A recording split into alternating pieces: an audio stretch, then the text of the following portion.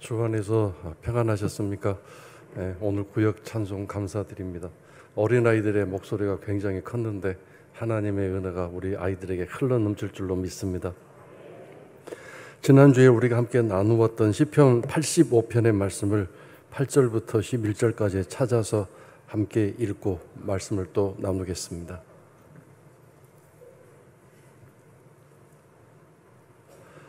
한 절씩 교독하겠습니다. 8절 제가 먼저 읽겠습니다. 내가 하나님 여호와께서 하실 말씀을 들으리니 무릇 그의 백성 그의 성도들에게 화평을 말씀하실 것이라. 그들은 다시 어리석은 대로 돌아가지 말지로다.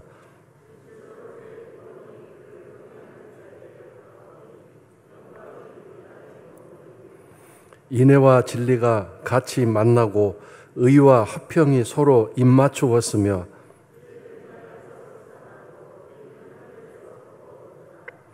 여호와께서 좋은 것을 주시리니 우리의 땅이 그 산물을 내리로다.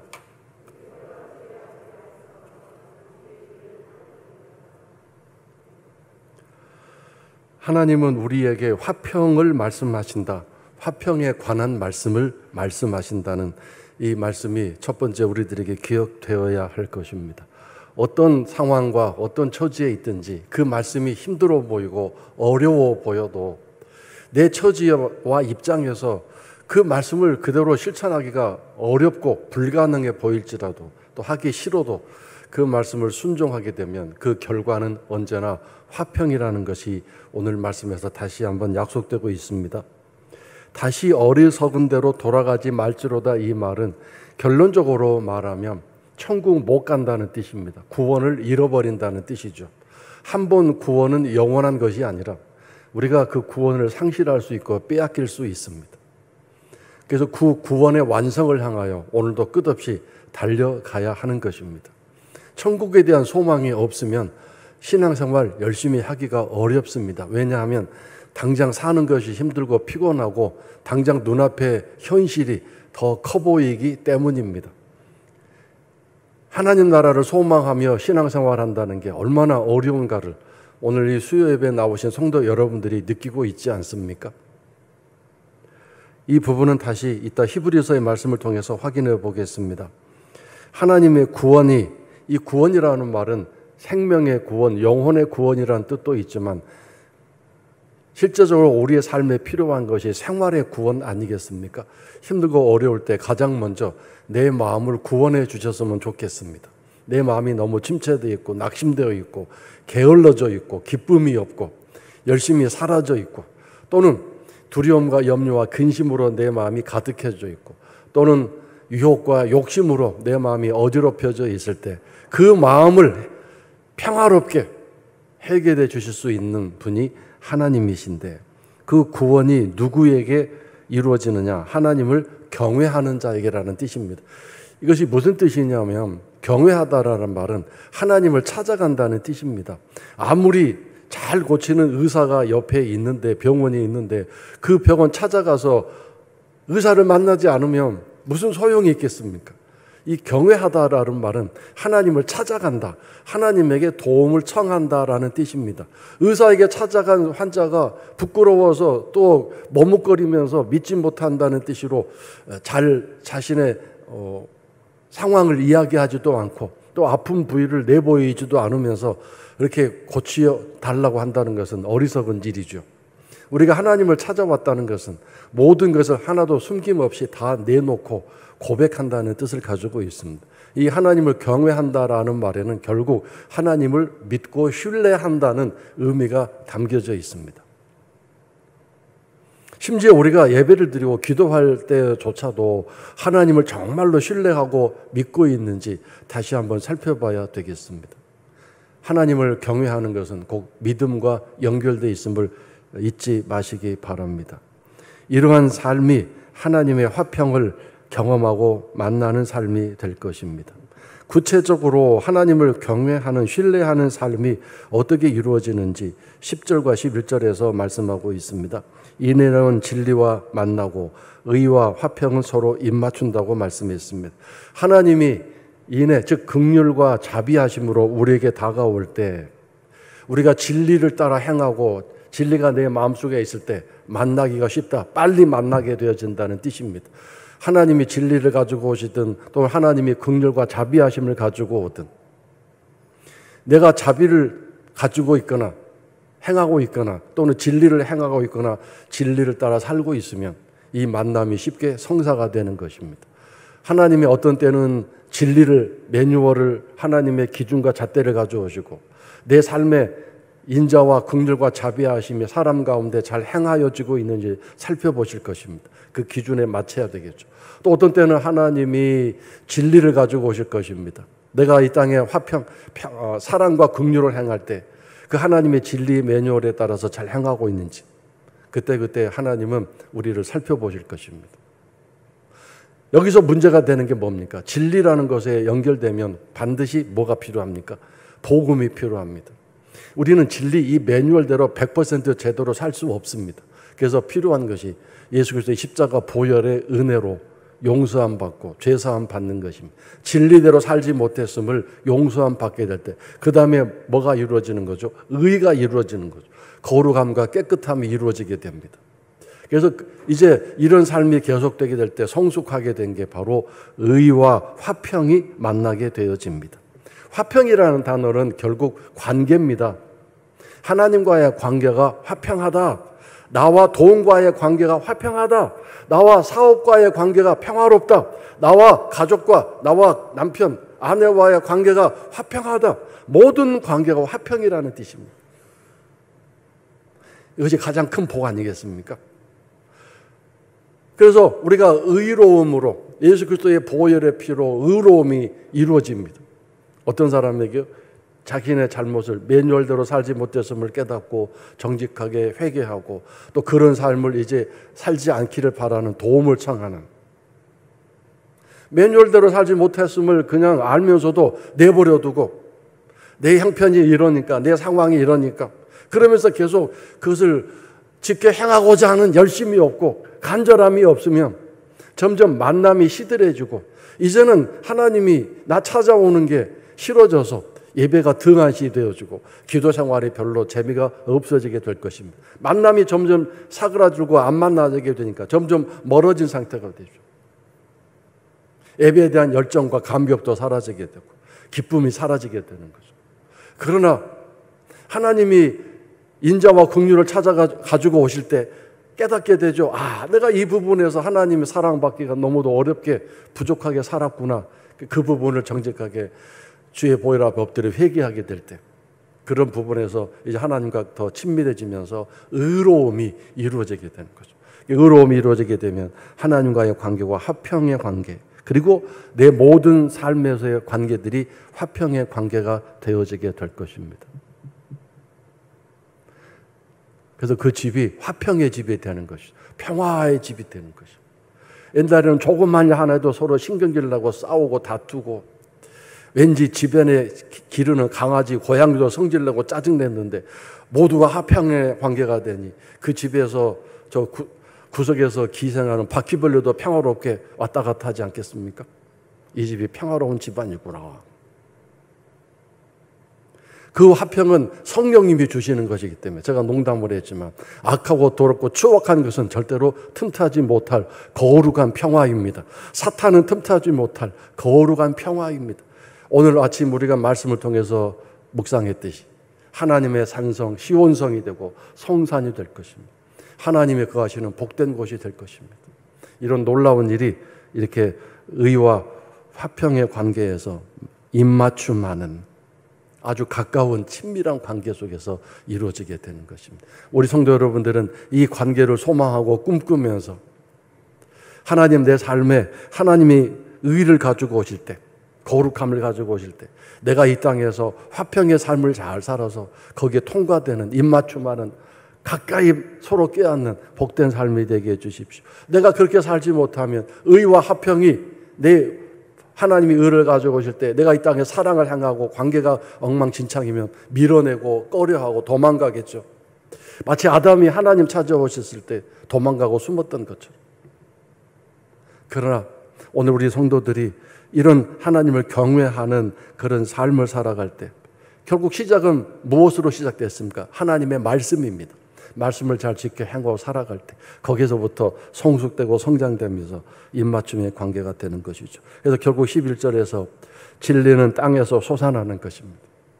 진리는 어둠을 뚫고 쫓아나올 수 있는 힘이 있습니다. 진리는 감옥의 문을 열어버리고 솟아날 수 있는 힘이 있습니다. 진리는 쇠사슬을 끊어버리고 중독증을 끊어버리고 마음속의 증오와 미움을 뚫어버리고 솟아날 수 있는 힘이 있습니다. 능력이 있습니다. 말씀의 능력이 역사하게 될 때 수십 년간 네가 끊지 못했던 어떤 중독증, 도박 중독증, 술 중독증, 거짓말 중독증 이런 것들을 다 꿰뚫어버리고 솟구쳐서 내게 새로운 생명과 빛을 주실 수 있습니다. 이 말씀의 능력을 다 체험하시기를 주의 이름으로 축원합니다. 이 말씀의 능력이 내 교만함, 지식의 그 두꺼운 이 변명, 이유를 대는 그 모든 것들도 다 꿰뚫어 버리시고 솟구쳐서 한순간에 하나님 진리 앞에 겸손해질 수 있도록 만들어 버리실 수 있는 능력이 있습니다. 의인은 하늘에서 굽어 보는도다. 하나님의 의는 늘 우리를 감찰하십니다.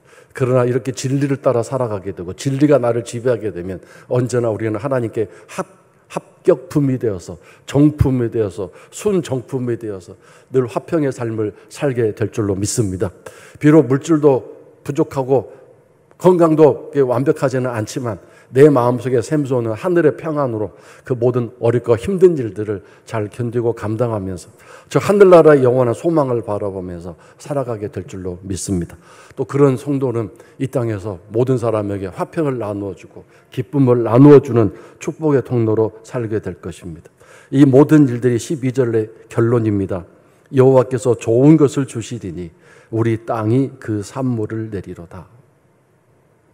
결국 하나님은 우리 모두에게 화평의 삶을 허락하시고 우리가 그 화평을 받아서 또 하나님이 기뻐하시는 열매를 맺는 삶을 살 수 있을 것입니다. 우리가 날마다 하루 24시간 평화롭게 웃으며 살 수는 없습니다. 이렇게 말하는 저도 어느 한순간 짜증이 나고 화가 나고 또 말이 급해지고 또 날카로운 말을 할 수도 있을 것입니다. 그러나 그런 삶 속에서 하나님의 은혜를 바라보고 또 진리를 바라보고 화평의 삶을 꿈꾸며 살아갈 때 하나님이 늘 좋은 것을 주셔서 결국 내가 하나님이 기뻐하시는 열매를 맺는 복된 삶으로 나를 만들어 가셔 주실 줄로 믿습니다. 이제 그동안 우리가 묵상했던 히브리서의 말씀을 찾아보면서 함께 이 말씀을 다시 요약하고 정리하겠습니다. 먼저 히브리서 3장입니다.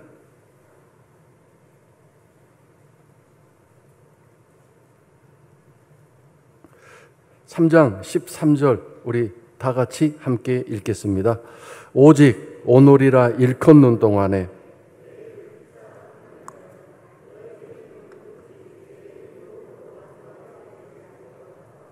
아멘. 오늘이라는 시간이 중요합니다. 어제도 아니고 내일도 아니고 하나님은 오늘이라는 시간을 바라보고 계십니다. 그러므로 내일 하겠습니다. 모레 하겠습니다. 다음에 하겠습니다는 하나님을 굉장히 섭섭하게 하는 말입니다. 어제 했는데요, 그저께는 잘했는데요 라고 말하면서 오늘 열심히 안 하는 것에 대해 변명을 하면 하나님이 또 속상해 하십니다. 어제는 지나갔습니다. 내일은 오지 않았습니다. 오늘이 중요합니다. 오늘 내가 하나님께 어떻게 살았는가가 아주 중요한 것입니다. 오늘이나 시간이 성실하게 잘 보내어지는 믿음의 삶이 되었으면 그 하루하루가 쌓아져서 1년이 삶이 되고 하나님의 관을 씌워주시는 복된 한 해가 될 것입니다.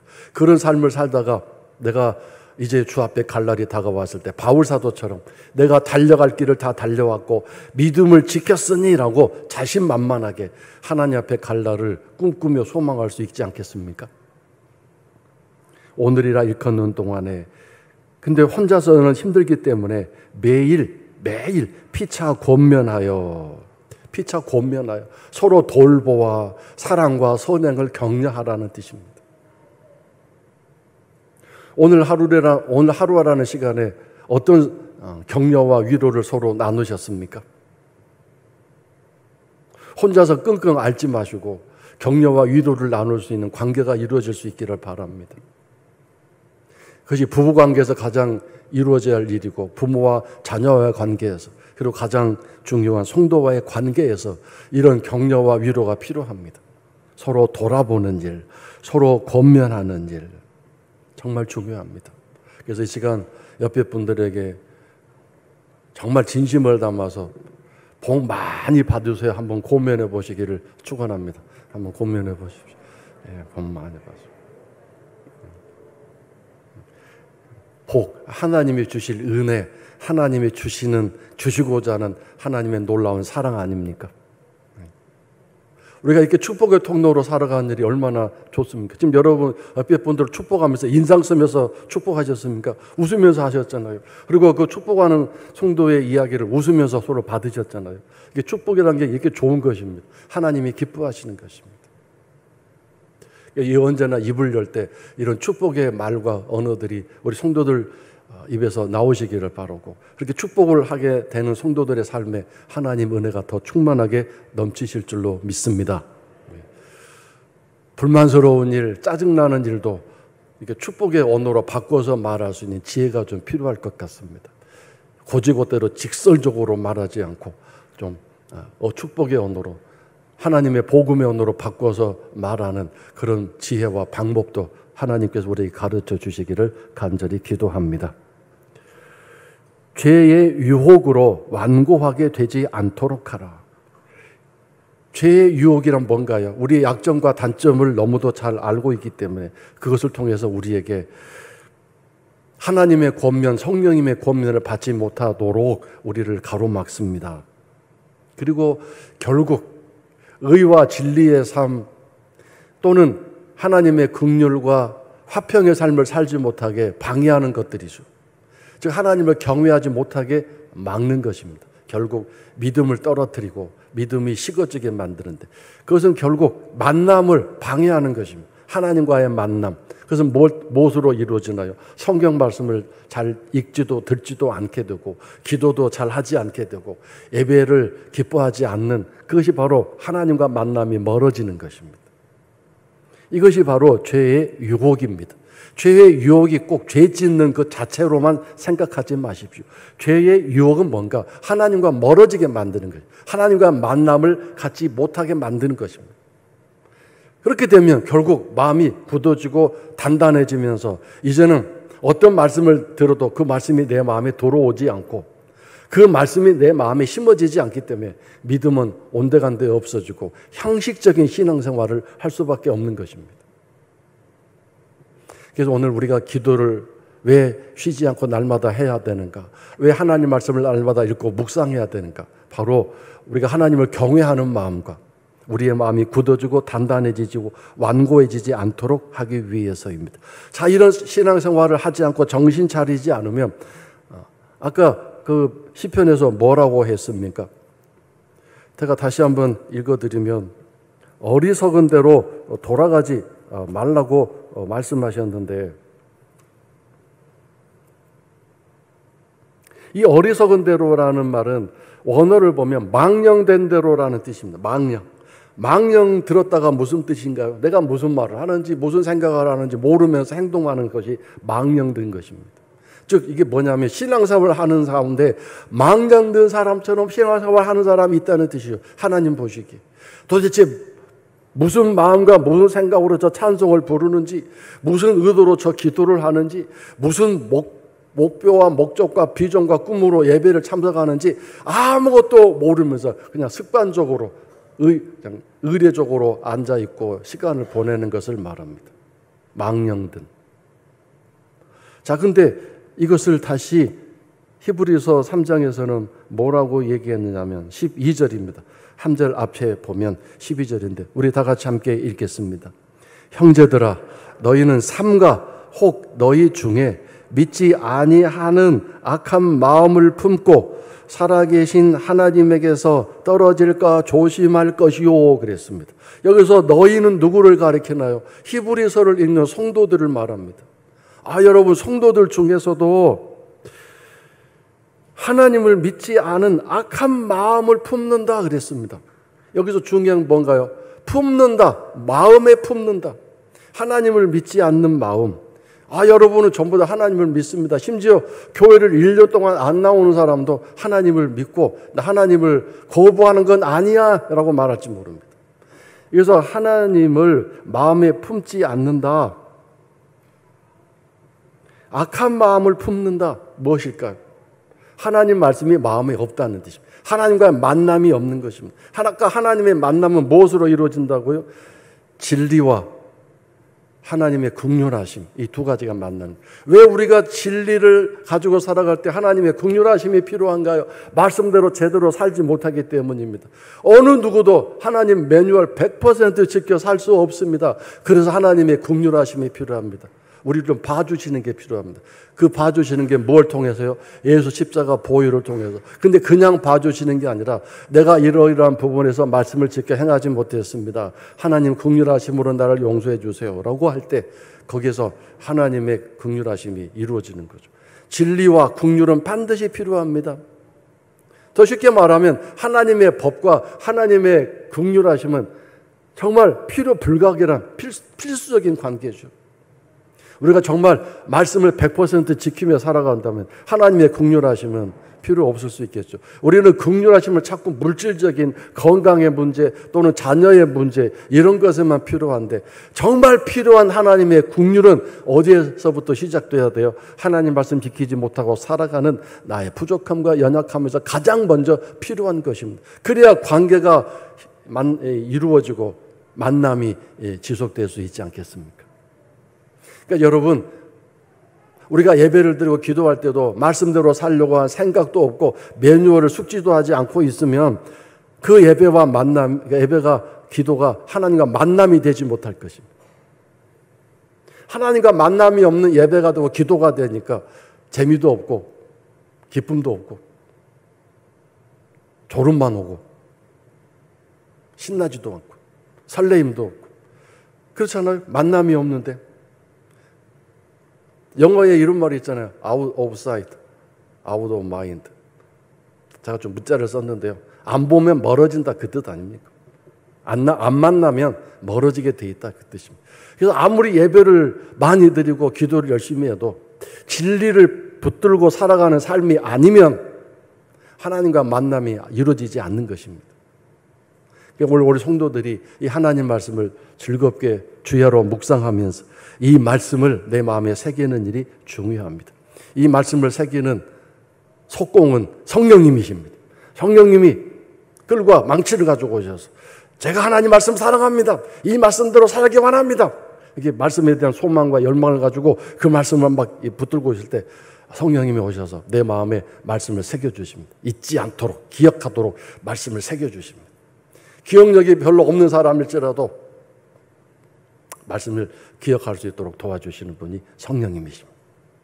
근데 우리는 쓸데없는 미움, 염려, 근심을 마음에 막 내가 새기잖아요.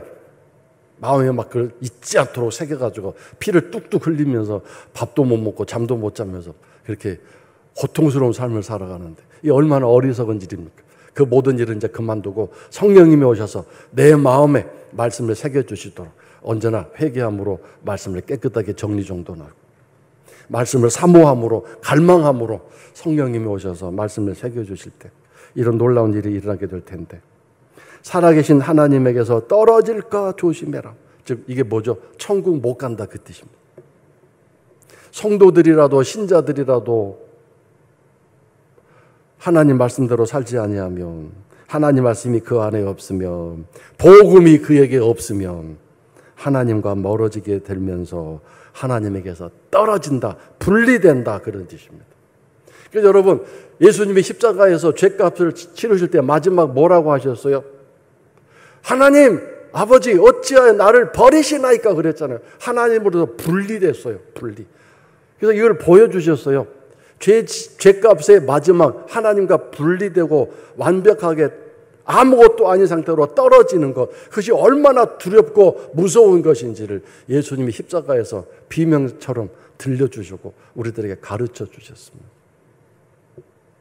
근데 우리는 영적으로 닫혀 있고 무지하기 때문에 사실 솔직히 말해서 하나님과 떨어져 있는 상태에서 신앙생활을 해온 지 오래이기 때문에 그 하나님과 멀어지고 떨어진다는 게 뭔지 느끼지 못하는 거죠. 늘 어머니와 아버지와 붙어 살고 있던 아이들은 아버지 어머니와 떨어지는 게 얼마나 두렵겠습니까? 마찬가지로 떨어져 본 적이 없는 사람은 떨어지는 순간, 멀어지는 순간 그것이 얼마나 고통스러운지 알기 때문에 멀어지지 않으려고 할 텐데, 매일 떨어져 살기 때문에 잠시 잠깐 나와서 은혜도 받고 뭐 기쁨도 있지만 그때 순간뿐이고, 매일 사는 게 하나님과 멀어져 있는 삶이다 보니까 하나님과 멀어지는 게 잘 모르겠죠. 근데 정말 이제 지옥을 가봐야 그때 뉘우치고 회개할 텐데 그때는 이미 늦은 것이죠. 그래서 오늘도 하나님과 내가 멀어지지 않도록, 하나님과 가까운 삶이 될 수 있도록 늘 기도와 말씀 묵상에 열심을 내시고, 내 삶의 진리와 매뉴얼을 따라 행하는 삶을 사시고, 그리고 하나님의 긍휼하심 안에서 내가 말씀대로 살지 못한 부분을 정직하게 용감하게 고백하고 또 회개하면 하나님이 다 해결해 주시고 도와주실 줄로 믿습니다. 그래서 이제 하나님의 의가 완전히 이루어졌고, 그래서 관계가 평화의 관계, 하나님과 관계가 늘 평화로운 관계. 기도할 때 하나님과 관계가 평화이기 때문에 내 마음에 물밀듯이 화평의 관계가 오겠죠. 화평의 관계가 오지 않으면 기도할 때 자꾸 잘못된 것만 생각나고 불안한 것만 생각나고, 하나님이 내 기도 들어주실까 의심이 자꾸 생기고, 기도의 열심도 사라지고, 그래서 에이 하고 기도를 더 이상 못하겠죠. 뭔가 걸려 있습니다. 하나님과 해결하지 못한 뭔가가 있기 때문에 그렇습니다. 하나님과 관계, 기도할 때 평안의 관계, 하나님의 평화가 여러분 가슴에 물밀듯이 밀려오는 그 평화를 누리시기를 주 이름으로 축원합니다. 자, 그 다음에 이제 6장 7절입니다. 히브리서 6장 7절. 다 같이 함께 읽겠습니다. 땅이 그 위에 자주 내리는 비를 흡수하여 밭 가는 자들이 쓰기에 합당한 채소를 내면 하나님께 복을 받고, 땅은 나를 말합니다. 자주 내리는 비는 은혜를 말합니다. 흡수하다라는 말은 말씀이 내 마음에 새겨지다 그런 뜻입니다. 머리에 저장된 게 아니라 마음에 새겨지, 내 피가 되고 내 살이 되는 말씀. 다음에 밭 가는 자들이라고 되어 있는데 이것은 결국 하나님, 예수님, 성령님을 가리킵니다. 삼위일체, 그래서 복수로 써놨습니다. 밭 가는 자들. 다음에 쓰기에 합당함, 하나님 쓰시기에, 주님 쓰시기에, 성령님 사용하시기에 합당한 그분들이 원하는 열매. 채소는 열매를 말합니다. 그러면 만왕의 왕 대신 최종 주권자인 하나님께서 복을 주신다. 자, 여러분, 우리가 하나님이 원하시는 열매도 내놓지 않으면서 복 달라고 그러는 게 얼마나 지금 말도 안 되는 얘기입니까? 하나님은 우리에게 은혜를 주셔서 우리가 새벽에 열심히 기도하고 있으면 우리 할 일을 아시기 때문에, 자, 오늘 홍길동 집사야, 오늘 박길동이를 만날 텐데 박길동이가 너를 굉장히 괴롭힐 거다. 그때 네가 그걸 참고 견뎌서 인내의 열매, 화평의 열매를 맺었으면 좋겠구나. 거기에 합당한 말씀도 주시고 후원도 주시고 공급해 주십니다. 모르겠죠, 홍길동 집사는. 그건 하나님이 아시기 때문에 이게 은혜를 주셔서 그날 그렇게 살아야 마땅한데 그걸 흡수하지 못하세요. 그날 아침에 어쨌든 찬송을 부를 때든지 기도를 할 때든지 성경 말씀을 읽을 때든지 뭔가 마음에 와닿는 것을 주셨어요. 근데 그것을 흡수하지 못했어요. 그래서 깨닫지 못했어요. 내 것으로 만들지 못했어요. 뭔가 마음에 와닿기는 했는데 그것을 받아들여서 내가 그렇게 살기 원합니다, 그렇게 되기 원합니다라는 그런 고백과 결심을 하지 못했어요. 그래서 결국 그날 박길동 집사를 만났는데 대판 싸우고 성질내고 집어 던지고 다시는 안 만나고서 아주 결별을 하고 돌아와 버렸습니다. 하나님이 원하시는 열매를 맺지 못한 거죠. 그러면 어떤 일이 있겠습니까? 하나님이 복을 주시기 위해서 그런 일을 만드실 수 있어요. 그런 일을 통해 테스트를 하시고 거기에 합격을 했으면 그것도 하나님이 거기에 합당한 복을 주셨을 텐데 그 복을 내가 못 받은 거죠. 하나님과 관계는 이런 일들로 자꾸 이루어져 있는 것입니다. 날마다 일상적인 삶 속에서. 다시 7절에서 보세요. 비가 몇 번 오나요? 자주 내리는 게, 자주 내리는. 이게 하나님의 은혜입니다. 하나님은 자주 비를 주십니다. 그런데 그 비를 흡수하지 못하기 때문에 하나님의 말씀, 하나님의 돌보심, 하나님의 권면, 이걸 흡수하지 못하기 때문에 거부하고 밀쳐내기, 그걸 받아들일 만한 마음밭도 안 돼 있고 깨달음도 없고 분별도 또 없기 때문에 하나님이 내게 좀 말씀하시는구나, 내게 은혜를 주시는구나, 이걸 알아야 되지 않겠습니까?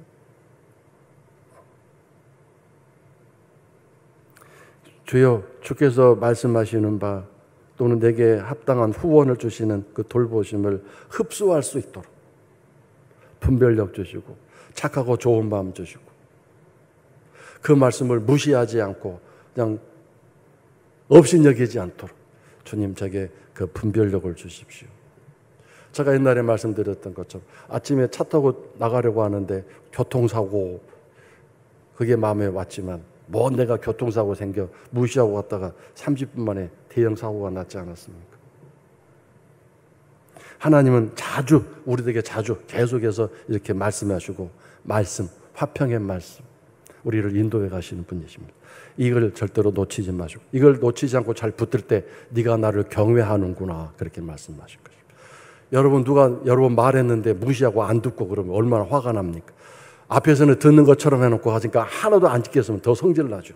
하나님도 마찬가지입니다. 하나님을 경외하는 것의 가장 근본적인 게 하나님 말씀을 잘 듣고 말씀대로 살아가는 삶입니다. 다음에 10절, 6장 10절입니다.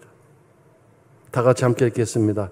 하나님은 불의하지 아니하사 너희의 행위와 그의 이름을 위하여 나타낸 사랑으로 이미 성도를 섬긴 것과 이제도 섬기고 있는 것을 잊어버리지 아니하시느니라. 우리 여전도 애들 더운데 식당에서 열심히 밥을 하고, 교사들 더운데 학생들을 위해서 열심히 준비하고, 또 전도하러 나가고, 중보기도 팀 열심히 기도하고, 또 이제 8월 달부터 전도팀 또 구모 아파트 전도하러 나갈 텐데, 이런 성도들을 섬기는 일 하나님이 기뻐하신다는 것입니다. 더운데도 와서 교회 청소하시는 분들, 또 이렇게 일찍 와서 성가대 열심히 연습해서 하나님께 찬양 올리는 우리 성가대원들, 모두가 하나님을 섬기는 일이, 성도를 섬기는 일이 연결되어 있습니다. 이런 모든 일들을 하나님이 잊지 않으신다, 마음에 새겨두신다, 너무도 감격스러워서 잊지 않고 기억하신다는 뜻입니다. 그래서 오늘 힘이 있는 대로 교회를 사랑하고 성도들을 사랑하고 또 주의 이름으로 이 성도를 섬기는 게 가장 우선이죠. 성도를 안 섬기면서 어디 다른 데 나가서 선교하고 전도한다는 것은 말이 안 되는 얘기죠.